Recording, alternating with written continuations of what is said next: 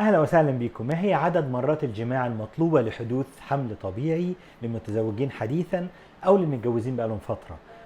هل في وضع معين لحدوث الجماع؟ أنا الدكتور أحمد كمال، استشاري معامل أطفال الأنابيب في إنجلترا، وبكلمكم في السلسلة دي عن كيف أحمل طبيعي، كل الشروط الواجب توفرها لحدوث الحمل الطبيعي.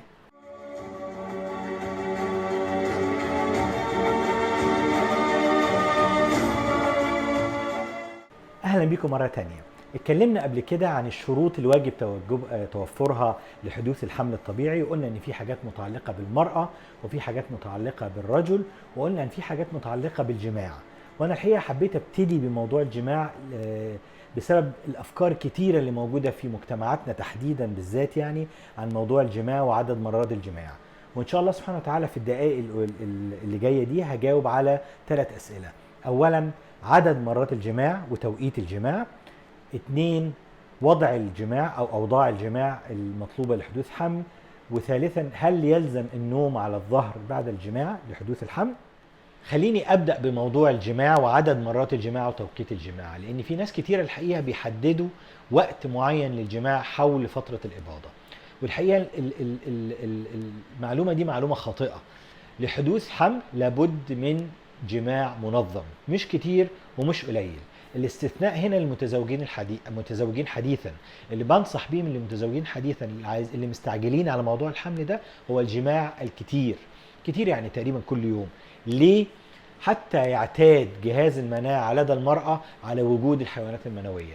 جهاز المناعة لدى الست لابد انه يألف ويعتاد على وجود الحيوانات المنوية. الرحم لازم يعتاد على وجود الحيوانات المنوية داخله، وإلا جهاز المناعة في كل مرة يخش فيها الحيوانات المنوية أو تدخل الحيوانات المنوية للرحم هيروح يهاجمها. لو تفتكروا الفيديو اللي فات اللي شفناه مع بعض، كل ما الحيوانات المنوية تخش الرحم، وده شيء طبيعي، جسم غريب بيخش الرحم، جهاز المناعة بيوجه استجابة مناعية للحيوانات المنوية ويبتدي يهاجمها ويقتلها، وده شيء زي ما قلت شيء طبيعي. لما يحدث جماع كثير، يبتدي يألف جهاز المناعة على وجود الحيوانات المنوية. شكل طبيعي بيشوفوا كل يوم ان الحيوانات المنويه موجوده في الرحم، وبالتالي يعتاد عليها، فتقل الاستجابه المناعيه وتبقى في اقل معدلاتها في الفتره دي. وده يساعد كتير على ان جهاز المناعه ما يهاجمش الحيوانات المنويه ويتركها تسبح وتعدي الرحم وتصل الى قناه فالوب والى البويضه، ومنها الى البويضه وتخصيبها. وكلمه على جنب لعل دي من الاسباب الحقيقه اللي خلت عده المطلقه، إذا كنت أنا فاكر، يعني 3 حيضات، وعدة المتوفاة عنها زوجها والأرملة 4 أشهر و10 تقريبا، يعني إذا كنت أنا فاكر صح. كانوا زمان تقرأ في كتب الفقه يقول لك علشان تتأكد المرأة إن هي مش حامل، وتقرأ كده باللفظ حتى يتأكد خلو رحم المرأة من وجود أي جنين. وكنت أقول لنفسي طيب ده كان زمان، نحتاج إن ننتظر بعض الحيضات عشان نتأكد، او بعض المرأة جاي لها كذا دورة عشان نتأكد ان هي مش حامل. بس دلوقتي مع العلم الحديث، مع تأخر الدورة يوم واحد، ممكن اعمل اختبار حمل رقمي من الدم واعرف على وجه اليقين اذا كانت المرأة حامل ولا لا. طب ايه فكرة العدة بقى في الوقت ده؟ سبحان الله، قريب جدا، مجرد يعني سنين قريبة جدا، اكتشفنا ان جهاز المناعة لدى المرأة عنده ذاكرة، يفضل فاكر الحيوانات المنوية لزوجها. وحتى تتمحي الذاكره دي، تتمحي شكل الحيوانات المنويه بتاعت زوجها من الذاكره، بتحتاج حوالي 3 اشهر. فسبحان الله، والا لو تزوجت المراه قبل مرور الفتره دي وحاولت تحمل، جهاز المناعه هيوجه استجابه مناعيه شديده، بالعكس بقى مضاعفه للحيوانات المنويه الجديده، وممكن يتاخر حملها ولا تستطيع الانجاب. واكتشفنا كمان ان الحزن والحاله النفسيه بيأخر الفترة دي، بدل ما يخليها 3 اشهر يطولها اكتر. ده طبعا بفرض ان الزوجة زعلت على زوجها لما ماتت يعني.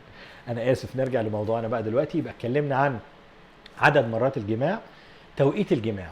توقيت الجماع دي من الاخطاء يعني الكبيرة اللي بيعملها الزوجين، ان هم يحدوا وقت الجماع على فترة التبويض، يكتبوا يحسبوها بالورقة والقلم.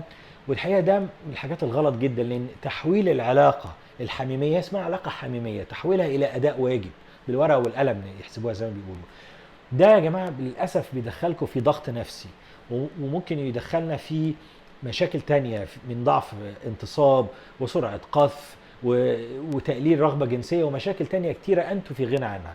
من فضلكم ما تحولوش أداء العلاقة الحميمية إلى أداء واجب، ما تحولوش العلاقة الحميمية إلى أداء واجب واستمتعوا بيها، وصدقوني الحمل هيحصل. ده كان السؤال الأولاني. السؤال الثاني عن وضع الجماع. عشان كلمة واحدة بقى، مفيش حاجة اسمها وضع معين للجماع، مفيش حاجة اسمها أوضاع للجماع لحدوث حمل. استمتعوا، اعملوا اللي انتوا عايزينه، مارسوا العلاقة بالشكل اللي انتوا عايزينه، بالشكل المريح ليكوا. مفيش حاجة زي ما قلت حاجة اسمها وضع جماع معين عشان يسرع موضوع الحمل. وده ياخدنا للسؤال الثالث عن النوم على الظهر بعد الجماع لحدوث الحمل.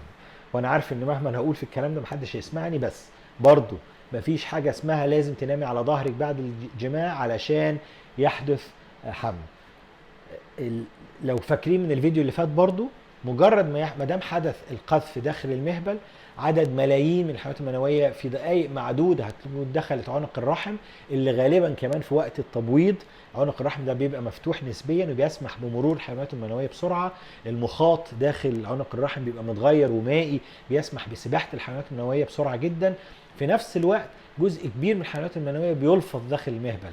كده نمتي على ظهرك، نمتي على وشك، ده الجزء ده هيخرج، اللي دخل. اذا كان يا ست الموضوع ده هيريحك نفسيا انك تنامي على ظهرك بعض دقائق بعد الجماع، مفيش مشكله.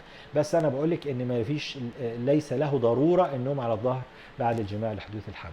اظن ده غطى كل ما يتعلق بموضوع الجماع. ربنا سبحانه وتعالى يرزقكم من الذريه الصالحه، ونتقابل ان شاء الله سبحانه وتعالى في الحلقه القادمه، واشوفكم على خير، والسلام عليكم ورحمه الله وبركاته.